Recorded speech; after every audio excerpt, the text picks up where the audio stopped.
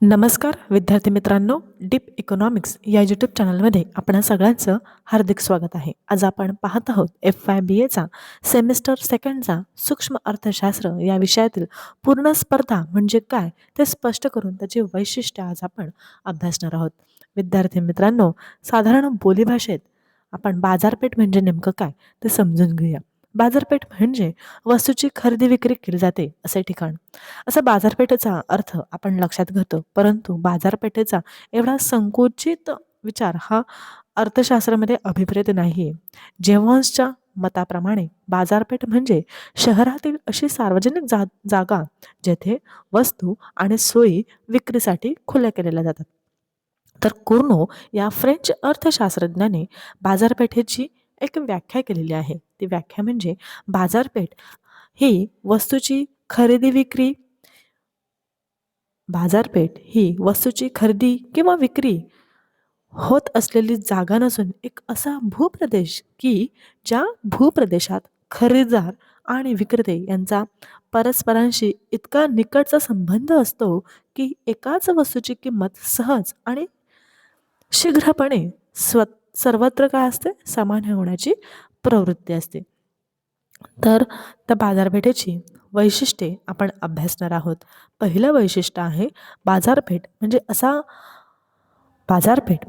बाजार की ती एक जागा नाही, तर तो एक काय आहे, एक विशाल भूप्रदेश आहे. हा प्रदेश एखाद्या विभागापुरता, एखाद्या प्रांत एवढा किंवा एखाद्या देशा एवढा किंवा जगा एवढा असतो. यानंतर आपण पाहत आहोत पूर्ण स्पर्धा.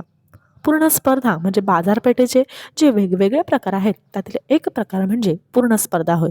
प्रोफेसर नाईट यांच्या मते ज्या बाजारपेठेत असंख्य ग्राहक, असंख्य विक्रेते असतात, वस्तूला असलेली मागणी संपूर्ण लवचिक असते, उत्पादन घटकांची पूर्ण गतिक्षमता आढळते, त्या बाजारपेठेला पूर्ण स्पर्धा म्हणतात.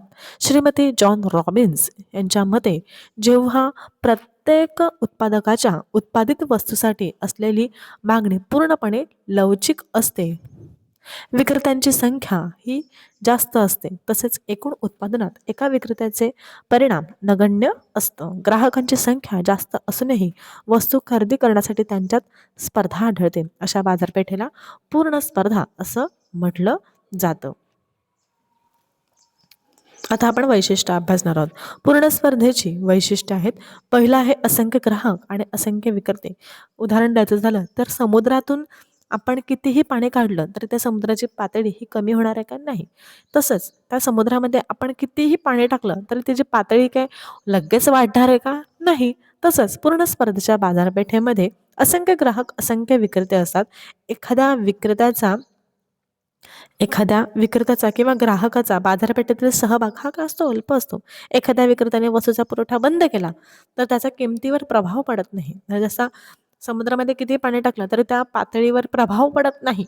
तसंच एखाद्या विक्रेत्याने वस्तूचा पुरवठा बंद केला तर किमतीवर कुठल्याही प्रकारचा प्रभाव पडत नाही. तसंच एखाद्या ग्राहकाने मागणी कमी केली तरी वस्तूंच्या किमतीवर परिणाम घडत नाही. तिसरं आहे ग्राहक व विक्रेत्यांना बाजारपेठेचे संपूर्ण ज्ञान. चौथा आहे पहिला आपण पाहिलं असंख्य ग्राहक आणि असंख्य विक्रेते. दुसरं आहे ग्राहक व विक्रेत्यांना बाजारपेठेचं संपूर्ण ज्ञान. म्हणजे बाजारपेठेतील ग्राहकांना बाजारपेठेच्या वस्तूची आणि वस्तूची किंमत याची काय तर संपूर्ण ज्ञान असतं. तिसरा एकजिनसी वस्तू. एकजिनसी वस्तू म्हणजेच काय? एखादी वस्तू आहे ती रंग, रूप, आकार, वजन, वेष्टी म्हणजे त्याचं आवरण याच्याने ते काय असते सगळी समोर सारखीच असते, एकजिनसी असते. मुक्त प्रवेश म्हणजे बाजारामध्ये त्या पूर्ण स्पर्धेच्या बाजारात विक्रेते येऊही शकतात आणि त्यांना जर लॉस झाला तर ते त्यातून बाहेरही पडू शकतात. सुज्ञ ग्राहकांना बाजारपेठेचं पूर्ण ज्ञान असतं. उत्पादक घटकांची गतिशीलता. उत्पादन घटक पूर्ण गतिशील असल्यामुळे एखाद्या पेढीतून दुसऱ्या पेढीत ते सहज प्रवेश करतात. जिथे त्यांना फायदा असेल तिथे ते त्या पेढीमध्ये ते प्रवेश करतात. तोटा झाला तर ते बाहेर पडू शकतात. सातवा आहे वाहतूक खर्चाचा अभाव. म्हणजे कुठल्याही प्रकारचा वाहतूक खर्च नसतो. उत्पादित माल शेवटच्या उपभोक्त्यापर्यंत पोहोचवलं जातं तेव्हा तिथे कुठल्याही प्रकारचा वाहतूक खर्च यामध्ये पूर्ण स्पर्धेमध्ये नसतं. तिसरा आहे जाहिरातीचा अभाव. जाहिरात खर्च. आता वस्तू सारखीच आहे. जे बाजारपेठेमध्ये जे ग्राहक आहेत त्यांना वस्तूची संपूर्ण माहिती असते. मग जाहिरात करायचं आवश्यकताच नाही, म्हणून इथे जाहिरात खर्च नसतो. विक्री खर्चाचा अभाव.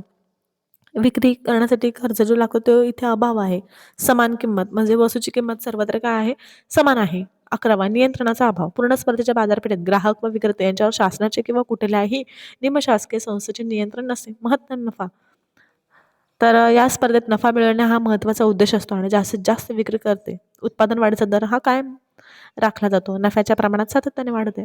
अशा प्रकारे पूर्ण स्पर्धा या ठिकाणी आपलं संपलेलं आहे. आजची व्हिडिओ आवडल्यास व्हिडिओला लाईक करा आणि आपल्या चॅनलला सबस्क्राईब करा. धन्यवाद.